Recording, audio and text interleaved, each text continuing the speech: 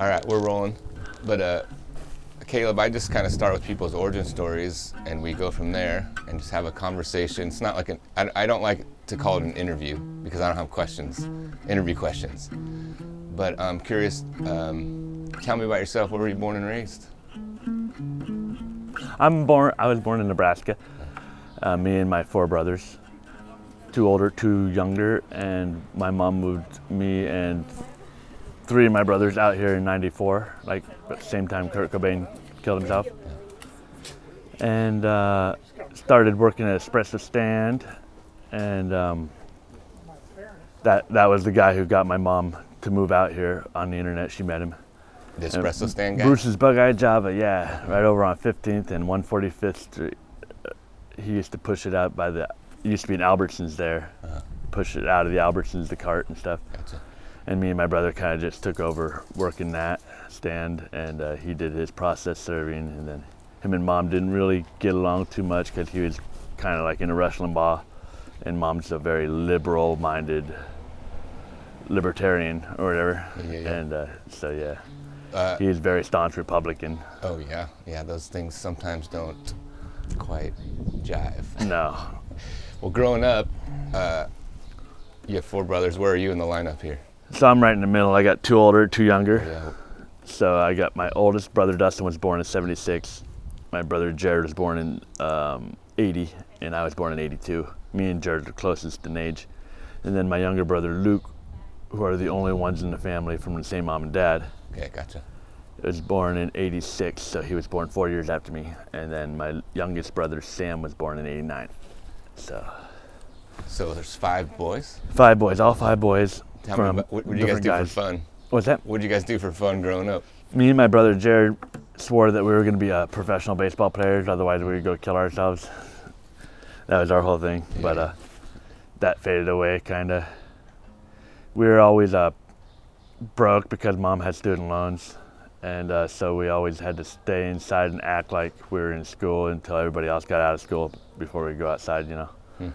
And because we were poor, Jared went to did a couple classes in school before Mom totally said that she's gonna take us all out of school, and so he got a scholarship that gave him the Major League Baseball scholarship or whatever. Yeah. So they welcomed me too, and that's how we got to play baseball. So you guys were like going down that path, really, to playing baseball. Yeah, and we'd play, by ourselves in the yard. I mean, 2-player was better because I didn't really fit in. The coach's son always got to play. I was just like, scrape up enough pennies so that I could buy the whole team gum and stuff or whatever, so I could be, I fit in and be cool and all that. But I think Jared did a little bit better with his baseball. Yeah. I think he actually was a catcher or a pitcher for a little bit, but I was just like center field, and most of the time I just sat on the bench. Gotcha. But I was back in Nebraska, and in a little town called Columbus, Nebraska, and when I think of Nebraska, I've just driven through, and I've driven through the United States, and it is flat, man. Yeah, pretty flat. Cornfields, bean fields, cornfields, and a lot of. Is that kind of similar to the area? Yeah. But nowadays it is getting a little overpopulated still, Yeah. And they got like Harrah's casino moving into Columbus, little town Columbus, which casino, is really right? Both my grandparents just passed recently, and it really sucks to be back there. I mean, my mom's sister, she don't even talk to anymore because she's such a staunch Trump supporter.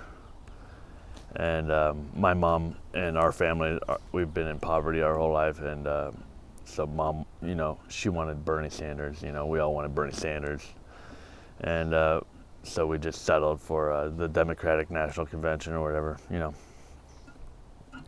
But yeah, our family don't want Donald Trump anyway. I don't think anybody in my family wants Donald Trump. And your mom's still there? She's out here. She's in Lake Forest Park. Oh, gotcha. Because you guys, let's see, you moved to Seattle. She took you guys to Seattle. Yep. In what year? Drove out here in the Cutlass Sierra in 1993, I think 93. It was. Gotcha. So she got out of there. Yeah, the Supersonics still played a couple of years after we got out here, and Yeah. then Yeah. that was cool. Me and Jared were just astounded that we're gonna go to the not only a state with mountains, but like where Ken Griffey Jr. was the baseball player. You know, we didn't have any professional baseball in Right, Nebraska, that's right. so Yeah. everybody's a Cornhusker fan and Yeah. college football. So yeah, we were excited about that, and we got out here, and yeah, it was great, man. We started out in Juanita, pretty much the Juanita area. It was really nice, and then my brother Jared kind of took off from the espresso stand and started doing construction for a couple guys, and I kind of just took over the espresso stand. But it was going downhill. My mom wasn't really keeping it up. She was just having me run it, and I'd get up in the morning and make myself like a 10-shot mocha in a mug, and then I'd go be watching cartoons and I'd fall asleep. And the bell, people would come in, and then I'd wake up. I'd be, oh, and I'd go out there, and there'd be notes like, we waited for 20 minutes, dang. And then I had to run a lot to 7-Eleven to buy the milk and stuff. Oh, yeah. Because Falling behind. Well, how old were you? In late teens? I was, that was in 94, 95, 96. So I was 12 years old, 13, 14. And you were working at this place? Yeah, Oh, yeah. young. But yeah, my mom wasn't really trying to keep it going. I don't exactly know why. I guess she was trying to do some other things with Synergy, like worldwide funding or whatever. She tried to do a couple of things like that and some Amway stuff or whatever. And at this time, you guys are living where? At it used to be called Frank's Barber Shop, over on 13329 First Avenue Northeast, right by Auto Mechanic, and over by Lakeside and Ingram High School. What do you mean it used to be called Frank's Barbershop? Was it like a... Before we moved into it, it was a barber shop. Oh, you guys moved into a...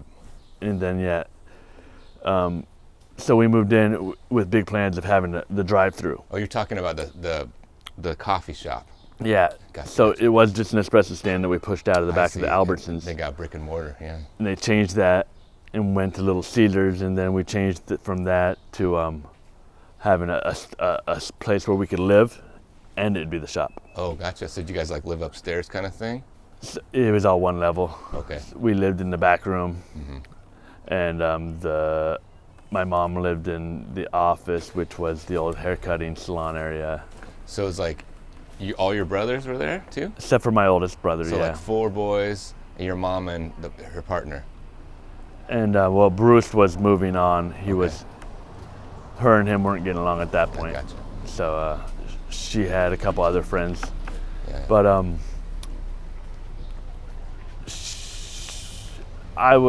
it was irritating because I don't know why she didn't want to keep the business going. I kind of thought it was a cool idea, but a lot of people went out of their way to come all the way over to our coffee shop. But I knew it was losing money because, I mean, we'd run out of milk and I'd have to run a 7-Eleven or chocolate, and I'd have to, instead of all the way to cash and carry, because I'd have to get back. Yeah. But I really didn't know how to manage money. And Well, let's see, you're 12 and 13, 14, and are you going to school at this time? no, homeschooled my whole life. Oh, gotcha. So I I see. basically never just went to school. My mom just, I see. one time she tried to do like the Clonlara schooling thing, sent off for it. But yeah, it never really took off. See, back in the country when it was with my dad, before things got bad he was really abusive, and he would throw her across the room and take the like spark plug wire out of her car and leave her in the freezing cold way out in the country. Wow. And he would leave for a whole week or whatever, and so she had big old plans of a country classroom, all the, I even got some papers and stuff, like, it's interesting, but it all fell apart. She wanted to become a paralegal, and then she got a student loan, and that student loan, she was paying off the interest rates for the longest time. She never got anything because you have to constantly be reading law books and stuff. You can't just get into paralegal and expect that you got your certificate. You have to like keep up with it or something? Yeah, you have to it's kind of like, lawyer, being a lawyer. Well, paralegal is a lawyer. So, yeah, that wasn't working out, and so she just basically spent most of her life just paying off student loans. Yeah. And it's really ridiculous. I think it's the stupidest thing in the world. Yeah, it's insane. Well, after that shop closed, where'd life take you? I guess you're in your late teens. What's going on? Yeah, what did she do? I don't know what she did most of the time to make money, but she must have been making money somehow. She's always been big on the computers, so like she had the first computer way back when it was Commodore 64 and ones and zeros and all that. And she always wanted to be a writer. She always collected books, so that I was the brother who always ended up moving. Every time she moved, which was a lot, I always moved her stuff, because it's like when it came to the dishes, my brother would be like, do it sloppy, and I'd be like, no man, get out of the way, I'm not gonna eat off of this. So I'd end up doing the dishes. I was the one who didn't throw her stuff around and damage her stuff, and I actually took good care of it. So I was always the one to move her books from this place to that place and that place. So, and then, oh man, what a nightmare it's been. So I would always go to the store for the family too. I would walk all the way to the store, and I would have like a whole week's worth of groceries for me and my brothers and my mom. And I'd carry it all the way back, cut my fingers, just get all the way back home, and then I'd do the cooking and everything. And I just wanted life to be easier for people. And all this is in the back of the coffee shop? Yeah. Still living there, yeah. Yeah. Yep. And let's see, anything monumentally interesting about that time. Well, I guess eventually you get to a certain age, my guess is, and you moved out of that place. Yeah. Tell me about that.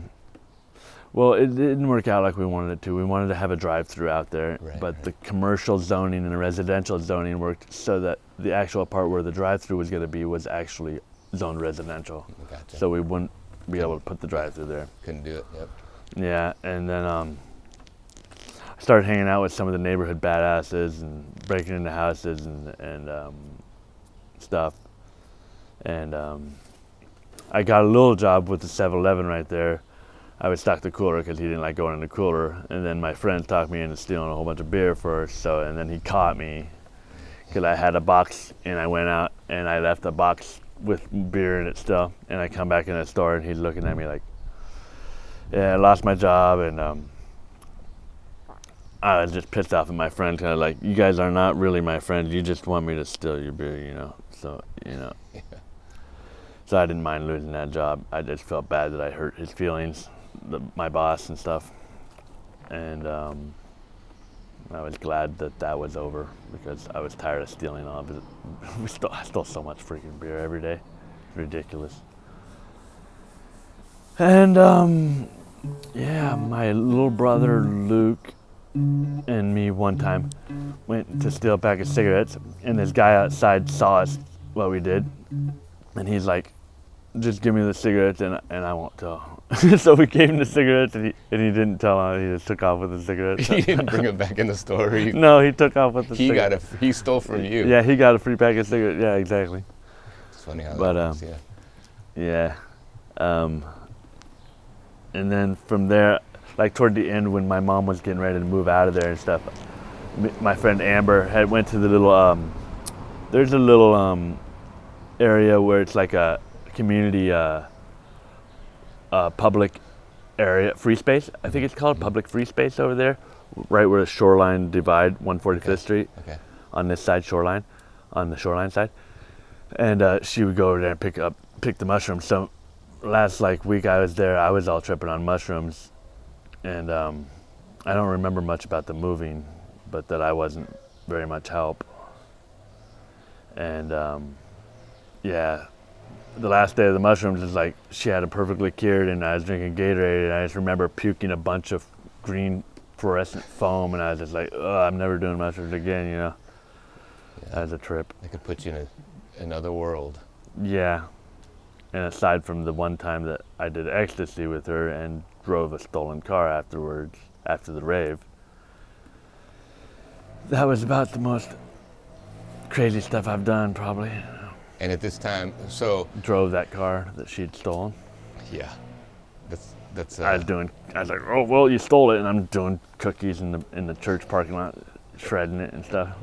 But at some point in your life, because you said that you were unhoused for like 8 years. Yeah. So at some point, what was that transition of? So, for my mom, me being the last one of my brothers to finally try to get the fuck out of mom's house, so I moved in with a couple other people over in Everett.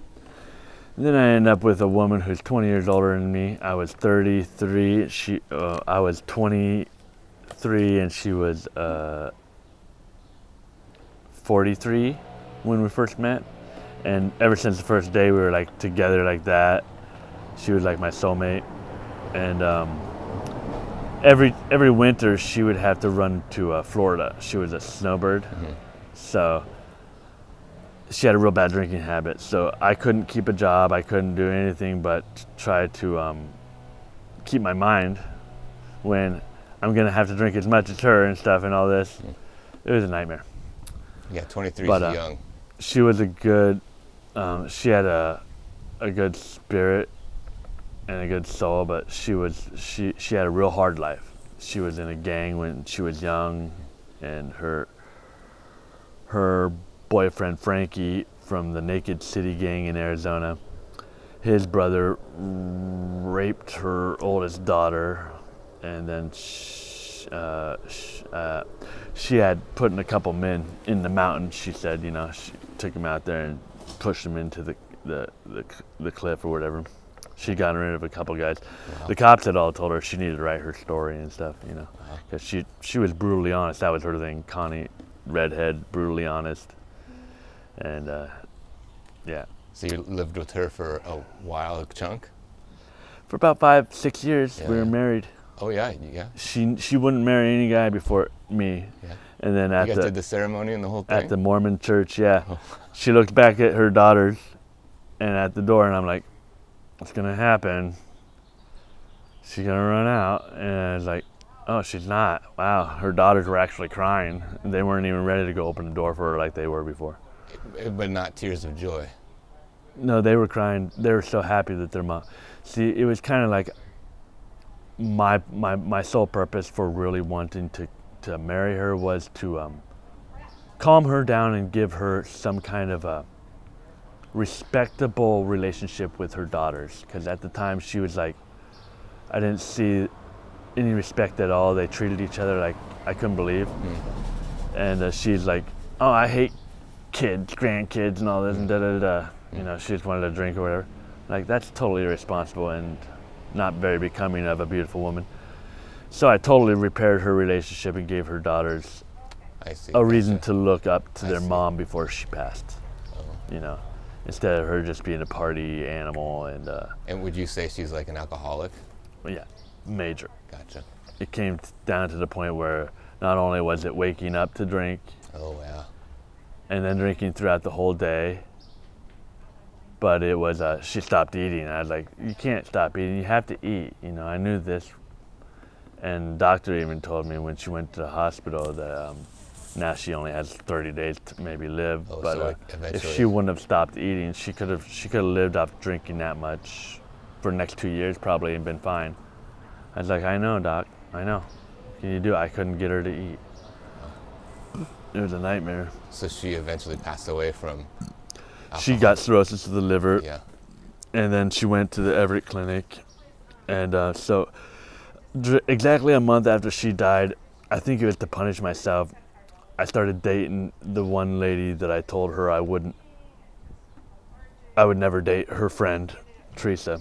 And I kind of did it to punish myself. Like, I had weird feelings about Teresa, and Teresa had 3 boys my age, whereas Connie had 3 daughters around my age. Totally different dynamics, and I kind of did it to punish myself for not being able to save Connie. So I ended up in one of the most elusive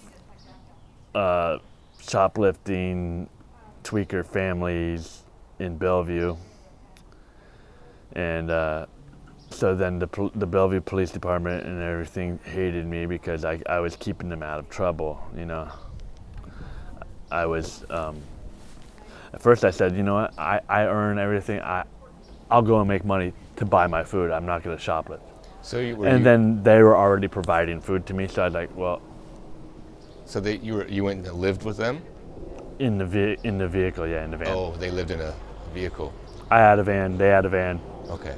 We kind of lived back and forth. Well, when you were living with your wife, were you in a van as well? Yeah, towards the end, yeah. And so, was that the first time you kind of became unhoused in like a? Yeah, pretty you much. had shelter, but you weren't in like a. Well, it started kind of basically, you know, all my okay. It was crazy. Before we got married, I was like, I just dedicated. We're gonna be dedicated to each other, loyal and married and everything in about a month or a week or a month or whatever it was. I don't want you hanging out with these drunk tweakers, and I just don't trust it, you know. Yeah.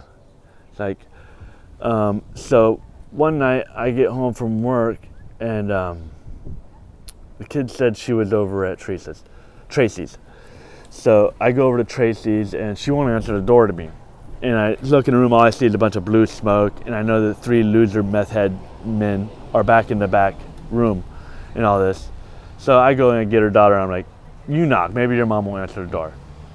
So her daughter knocks and she opens the door, and then she sees me step out from behind the pillar. Her eyes turn into like freaking balloons, and she tries to slam the door and slams the door. And so I told her daughter to get back, and I kicked the door in. And I said, this is what I have to look forward to, you know. This is a month before you guys got married. Yeah, like, this ain't gonna happen, you know. And Tracy, old crazy who she was, she's like, well, the cops are on their way. They're gonna. I'm like, oh, so you called the cops on me earlier when I came and just knocked on the door. Then, so yeah, they had already called the cops on me. I was like, why do I deserve this? So I looked at the door. I said, oh, sorry, Tracy, I'll come back and fix this. I looked out. There's a whole bunch of cops in the parking lot. So I just took a jog behind the buildings and got away that night. Now, a week later, Connie is dying of an overdose of Ambien Dilaudid with 5th of whiskey. And she's like, I'm like, I can't let you go to sleep. And she's all telling me how much she loves me and all this. And I'm like, I love you too, but you can't go to sleep. I told her daughter, call the paramedics, you know. It was Connie, your she wife? told me what she did, how much she did, and she was passing out. And I'm like, this is not good. The first one that steps in is officer. He's like, oh, are you the guy we were trying to get last week? No. So yeah. And then the ambulance came and all that, saved her from overdosing or dying. And I went straight to jail. And then I'm like, in jail, and I'm like, can we wrap this up and get me out of here? Like, we're supposed to be getting, I already reserved deception pass. We're supposed to be getting married in a week. And she's like, oh yeah, I don't think you're gonna be going through with that because I'm the prosecutor. I'm like, oh, well, that's fucking sneaky. I thought I was talking to my own defense lawyer. It wasn't. It was the prosecutor, yeah. Wow. So then, anyways, I got out of jail and I still married her. Did you miss that wedding? Missed the deception pass reservation. Was there something like, did you see marriage as like, once we get married, because you said earlier about something I couldn't say for, like you had these feelings. Did you think marriage is going to be like, okay, once we get married, then something will change here? Yeah. And I felt that it gave her a more substantial responsibility to uphold a respectable relationship, mother relationship with her daughters and her grandkids. Gotcha. And so yeah, I stayed there to help babysit the grandkids a lot. And then she was there too, so that put her in touch with the grandkids, and that gave everybody a more legit relationship status. And I guess more specifically, like this will help her with her drinking, like she'll. Yeah. I really kind of thought that, And I didn't realize how bad the demons were from her past, but Yeah. they were pretty bad. I mean, she was like molested when she was young, and Yeah, because she's coping with trauma, right? Using, yeah, and she's a nymphomaniac and all this crazy stuff. It was really, really, really weird time for me, and I wasn't like the kind of guy that went out and like had a whole bunch of girlfriends. She wasn't my first, but I didn't lose my virginity to her. But I kind of just jumped in to be like, well, let's see, how old were you when you I'll be responsible got married? as we go, you know. Yeah, yeah. I should have really, probably not, but Yeah. my mom didn't like the idea. None of my brother liked the idea. So Well, we all, I mean, shoulda, woulda, coulda, right? You look back and think, I could have. yeah, You drive yourself crazy doing that stuff, man. yeah, It's because just no like- matter what, I still believe that I did a good thing and I Yeah. did it to the best of my ability. I mean, she was running around throwing knives at each other with this tweaker, Johnny. And I figured she was going to probably be dead before the end of that year Wow. that I first married her, and she lived another 6 years. So I really think that I gave her an extra 6 years and a 6 years where she could repair her relationship with her daughters and build a relationship for the grandkids to know what their grandma was about Yeah. a little bit before she died. Caleb, how long ago was this? She died in February 8th, 2015 or 2016. 16. And so, yeah, so you've been home unhoused for 8 years. It was around then when you, That was about 8 years ago, yeah. yeah. That was pretty much. I let her go. I opened the window when she went, and then I got out and I'm drinking. I didn't give a fuck, and I'm driving. The van just turns off in the middle of the road, and it won't turn back on. Her ghost hopped in the van, you know, and it was trying to tell me that she didn't want me to continue drinking. That's the message you got. Yeah, but I said the wrong thing before she passed, because I felt like she knew, because she was a CNA all of her life, and she helped people die of cirrhosis, so she would give up their morphine or whatever, you know, in a nursing home. And how could she go down the same path and then let this happen to her? So I was like, I had a feeling that she wasn't so naive to believe that this wasn't happening. She knew it the whole time. So I said, you know what, when you went down to Florida that last time and it took me a month to catch up the money, you were cheating on me, just like my brother told me. Shouldn't have said that, because right after I said that, she's like, I think she didn't really cheat on me, and she was a nympho, so that's pretty impressive. And I think that I just blew it. I should have never said anything. That's not the thing you want to do right before.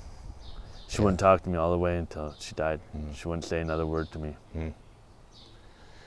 Yeah, well, it sounds like you were wanting to get something cleared up and off your chest and the truth. Yeah. But And I would have never really got that reaction from her, but she swore that she was faithful. So I think that also made me proud afterward, because I mean, I gave her a reason to be faithful. yeah, And that was something that she was she wanted to have the honor of being a faithful woman to her man. She was a really good woman like that. yeah, So yeah, I believe it was a good, beautiful thing and everything. yeah. Just put myself on the side burner to be the black sheep of the family.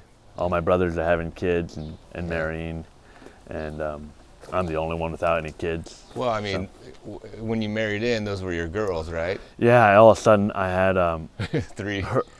all her grandkids were my grandkids. That's right. So her daughter in Florida had like 15 kids, and they're black and Mixed. yeah, they're all black and mulatto. Okay. And that was really interesting. Yeah. Are you still in contact with the daughters? Not so much. No, I haven't talked to him in a while. Yeah, yeah. I still have the mom, Connie's ashes, and her daughter Heather. At the time, she was so pissed off that she just refused all the ashes or anything. But later, she wanted to get some. So I got the video of her mom telling her daughters, "This is the will," Gotcha. and all this, and I still got the ashes so that Heather can get a part of those ashes. Yeah. The time I was coming up with all these profound things I was gonna do, because her daughters, she called Felicia her angel, she called Crystal her jewel, and she called Heather her flower.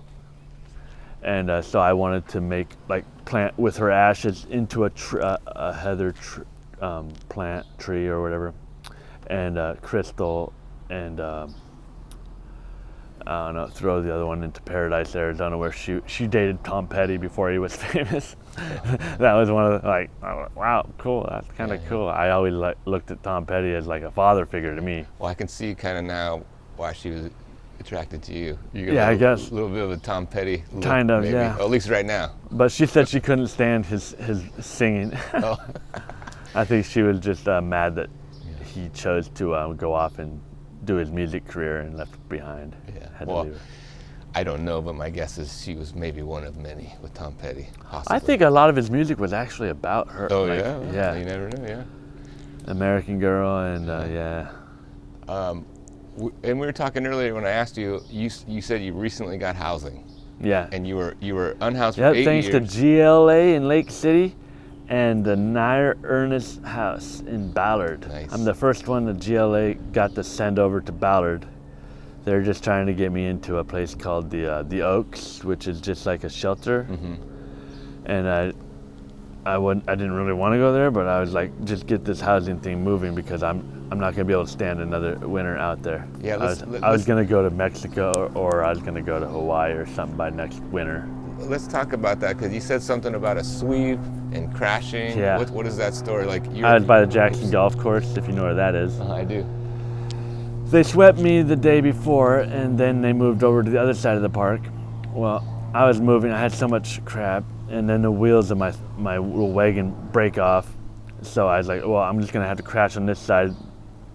They're gonna come back to sweep this side the next day, I knew, but I had no choice. I was tired. So I went there, and then the next morning they show up, got all my stuff packed, I'm good. And like, okay, my stuff's right here by the fence. You know, I'm gonna take my guitar and this bag right here over to a friend's tent, and I'll be back for the rest of my stuff. Start heading down the hill with my guitar on my back and the bag on the front of the bike, and there's this lady at the bottom with her kids. I was like, oh yeah, no brakes, no brakes. Tell her to move out of the way. And then I just, so I automatically got pushed into automating up the trailway. And I look in front of me, there's a big tree. I'm like, oh, no brakes. And I knew that I was going so fast, I even started pedaling faster because I didn't want to slide and hit that big rock, and I didn't want to get cut in half by the rusty fence. So hitting the tree was exactly what I was going for. And I come to in the hospital, I'm like, trying to explain, and I'm like, wait a minute, why am I here? What am I doing here? You know, what's going on here? Everything hurts so freaking bad. I couldn't believe it, and my amnesia was so bad I couldn't believe it. I was like, wait a minute, I was explaining something, but what was it? And then it's slowly coming back to me, and the doctor, he says, he got a readout from the first scan. What is it called?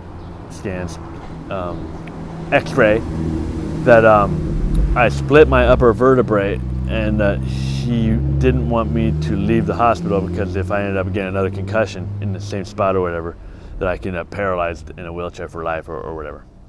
And I was like, oh, I'm so glad I'm not a woman, because at this point I'm starting to realize, oh, all my stuff is getting swept, you know, both my tents and the very few belongings that I've held on to every other sweep throughout all my years of homelessness. I was so happy that I had kept some stuff, and then I had some books I had to take back to the library and stuff. Anyways, so I was like, turned him down for another scan. I was like, because him and his nurse, there was they said something different and it didn't match up, and I was like, I think they're just, because I'm on Apple Health, they're thinking I'm gonna just want to stay here, eat their food, and ring up a bill for them to get paid. So I was just like, no. It took me an hour to get dressed. I was in so much pain. And I got back out there, and my shit all gone. So you left Everybody the hospital. else's stuff still along the fence. My stuff gone. You left the hospital then? Yeah. Yeah, well.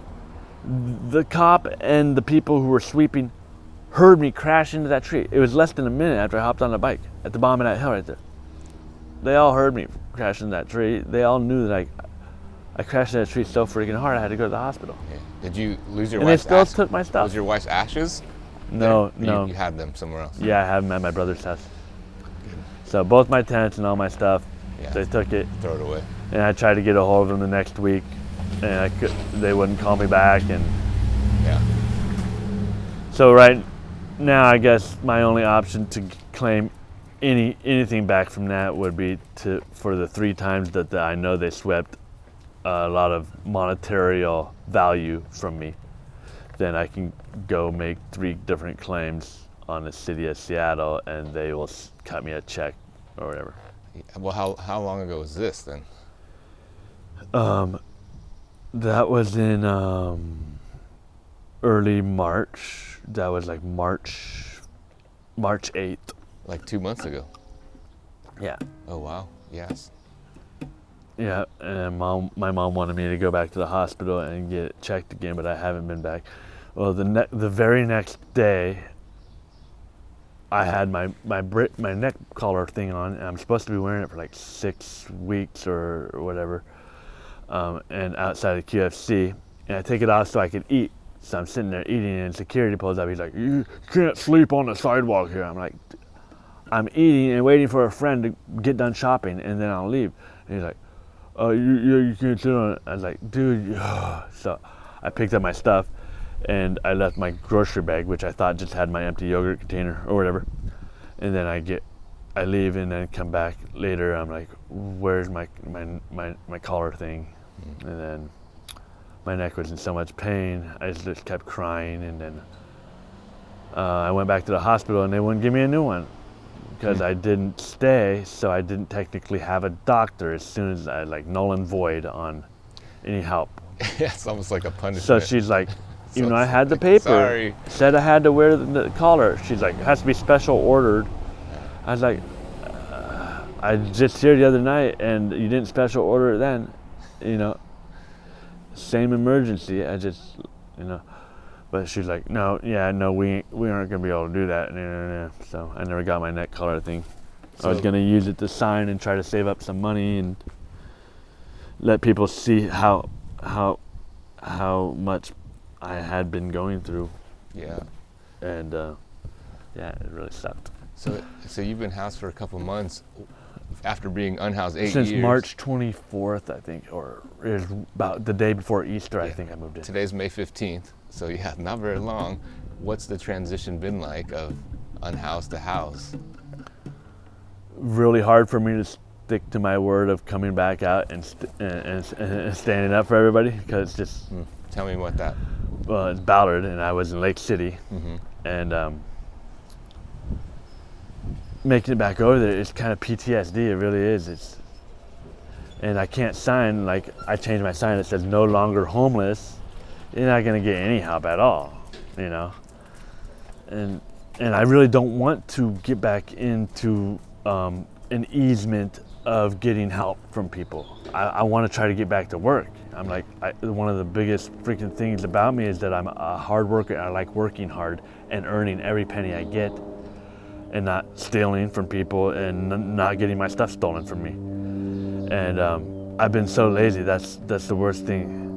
It's taken its toll on me, because I never could believe that I could be this lazy. You feel like you're lazy because you were unhoused for 8 years. Now you have a place. Because I don't know how to get, I'll go to get a job in an interview or whatever, and they'll say I'm overqualified. I'm like, well, still, I need a job. Well, I guess I look at it as like, man, Caleb, you were unhoused for 8 years. Just enjoy some time and acclimate back into housing. I'm thinking that too, but take it easy on yourself. The thing is, I need to get off my ass. Sure, eventually. While it's still nice out, before winter time. I keep telling myself, oh, you can take your time, because I kind of earned this, almost dying and losing all my stuff and all the grief and all this. But what I'm really trying to do is get out from under the boulder that's laziness, the lazy boulder. I'm trying to get back busy, so right now would be an ample time for me to jump on the bandwagon and get going with because it's nice out, and I have a very charismatic energy about me when the weather's nice, and I can go get a job. But when it gets all depressing, I don't want to get a job. I'd rather jump off a bridge probably. Yeah. Well, I talked to a gentleman, and he just got housing, and like I was like, how are you sleeping? And he was like, my sleep is all over the place because that's living one of the hardest outside, things too. he's like, I'm taking naps. I down. wake up at 3 a.m. just because he's still transitioning. His body, his mind, the trauma, all that stuff takes time, you know, and work to like work through trauma, man. That's a lot of work. And because I believe for me, it's a fundamental thing that, like, I'm the one homeless guy that they don't want to see get housing. Everybody else is on FETI. Everybody else is under their thumb and under their control, helping them to mutilate the image of a poor person, so that everybody can believe it's okay to just pass these people by as these people want this, and these people have nothing better to look forward to. Why put your money towards helping these people, or why put your help towards these people? And I'm always out there at the freeway, and I'm not complaining. I'm not saying help me. I'm saying, you know, struggling times are tough. Blessed be, you know. Happy Mother's Day. Don't forget to call your mom. You know, I'm out there, you know, just basically letting people know that just because I'm homeless and all this and all that doesn't mean I'm not a good communicator with, and that I'm not open to public. It's not like I have anything to hide. Not I'm a criminal, except for they keep trying to pull me back in on this DUI in Bellevue. And so yeah, and I know they want me gone. I know they do, because I see everybody dying of fentanyl, and I don't do this. I won't do the crap, and it just kills me how so many people are just being disregarded, and so many people are dying every day, and I can't do anything. I mean, it's a sick drug, because if you're not a very savant kind of person, a very charismatic kind of person like me, you're not going to find enjoyment in this life after you start doing FETI. You're just going to stand there while you sleep, and you're just going to live in misery. You're going to be in hell. And so a lot of these people, you know, and they take their kids away from them, you know. Yeah, a lot of parents out there, man. That's the thing. They go have kids, and then they're homeless. It shows the power of addiction, right? And it can be. Yeah. I mean, well, yeah, it can be brutal. Yeah, I think a lot of it is people are purposefully killing themselves. Maybe that too. Maybe it depends, right? That's what it is. I mean, just like Kurt Cobain. I mean. One more question or thought. Caleb, is there anything that you want to tell the people of Seattle, those watching this? Yeah. Nothing's made me want to continue to progress into a better lifestyle, and to be a happy person, and to share my energy and hopes for a better future with everybody else, more than the person who comes by the freeway and offers me a yogurt or something like that, just to let me know that they see that I'm not a criminal. They see that I'm a good person, just like everybody else. Just that I can't see all these people driving around all day. The world's in trouble right now. We're in a lot of trouble. We need to get out of the cars. We need to halt the freaking cars. We need to anybody who works in technology needs to work from home. There's no reason that we should all, you know, be causing a major climate change, and that's what we're doing. And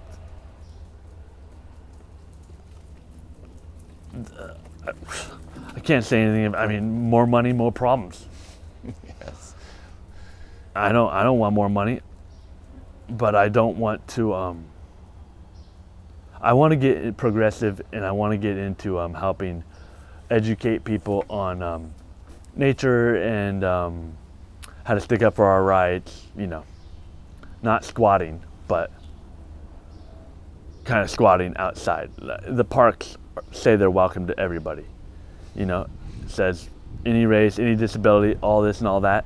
So they better hold up to that.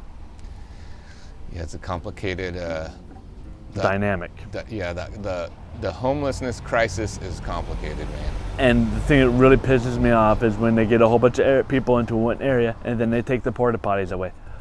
Yes. And then a Starbucks closes their bathrooms. Like they don't need to give bathrooms. Yeah, bathrooms is a whole nother, public bathrooms, like, oof.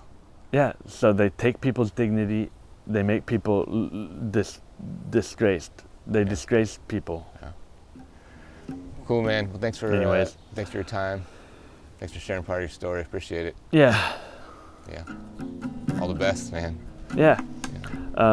Send me a video or whatever. Oh yeah? Okay, we'll do. Caleb, CALEBS. Yeah. You gonna pay me $20? Yes.